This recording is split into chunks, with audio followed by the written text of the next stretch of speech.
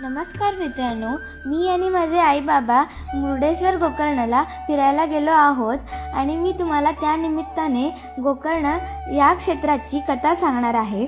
जेव्हा रावणाला भगवान शंकराला लंकेला घेऊन जायची इच्छा होती, तेव्हा रावणाने भगवान शंकरांना प्रसन्न करण्यासाठी घोर तपश्चर्या केली.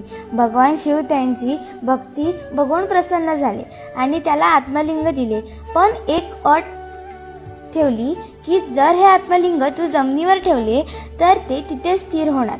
रावण आत्मलिंग घेऊन लंकेला चालला असता सगळे देव चिंतेत पडले, कारण हे लिंग जर लंकेला पोहोचले तर रावण अजय होणार. तेव्हा भगवान विष्णूंनी एक योजना केली आणि गणेशांना एक छोट्या बालकाच्या रूपामध्ये पाठवले. रावणाला संध्यापूजा करायची होती, तेव्हा जवळ असलेल्या बालकाला बोलावून आत्मलिंग त्याच्या हातात सोपविले.